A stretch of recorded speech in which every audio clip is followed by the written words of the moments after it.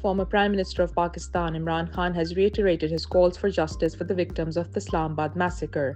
Speaking informally to his legal team and members of the media inside Diyala jail, Imran Khan said, and quote, "Today marks 6 weeks since November 26th and many of our people are still missing.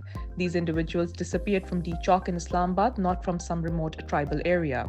While repeating his demand for an independent investigation, Imran Khan said, and quote, "We strongly demand a transparent and independent investigation into the massacre of November 26th, where live bullets were fired at our people, injuring at least 64 and martyring 14 of them," unquote. Imran Khan also revealed that the military establishment of the country wanted to impose a 10-year rule when it overthrew his government in a soft coup. He said, and quote, "There was a plan to impose a 10-year dictatorship in Pakistan, of which 2 years have already passed.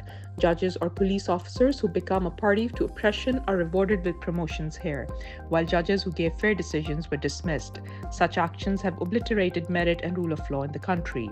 Mr. Khan also expressed concern over the state of the economy in the country, once again emphasizing that the rule of law is essential. He said, and quote, "Economic prosperity requires investment, which is impossible without institutions adhering to their boundaries and responsibilities as defined by the Constitution."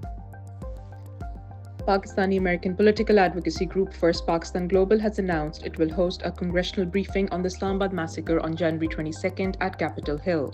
In a statement posted to its Twitter account, First Pakistan Global said, and quote, "We are honored to host a congressional briefing on the Islamabad massacre.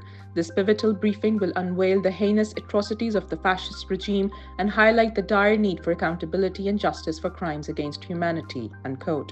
The group thanked Congressman Greg Kassar and the Pakistani-American diaspora for their efforts in organizing the event, which it said will be attended by multiple members of Congress.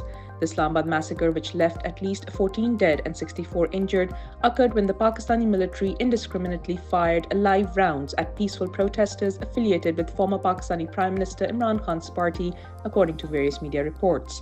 The Pakistani-American diaspora has played a pivotal role in engaging with lawmakers in Congress in highlighting the grave human rights violations by the Pakistani military regime. A congressional hearing on Pakistan also took place last year after massive rigging in the February 8th elections against Imran Khan's party. Amnesty International has issued a call on Wednesday for the Pakistani military government to cease its arbitrary detention and harassment of Afghan refugees and asylum seekers. In a statement, Babu Ram Pant, Deputy Regional Director for South Asia at Amnesty International, expressed concern over Pakistan's treatment of Afghan refugees. He said, and quote, "The police night raids, harassment and arbitrary detention of hundreds of Afghan refugees, including women and children in the capital city, is part of a larger discriminatory policy against Afghans inside the country," unquote. The United Nations warns that the lack of fuel supply in Gaza threatens to shut down more medical facilities across the besieged territory, putting the lives of patients and newborns at grave risk as the death toll has surpassed 46,000. The UN's condemnation of the deliberate and systematic attacks on Gaza hospitals came as relentless Israeli strikes killed more than 50 Palestinians in the last 24 hours. Doctors Without Borders warned that the lives of 15 newborns in incubators were at risk due to a shortage of fuel for generators that provide electricity in the facility.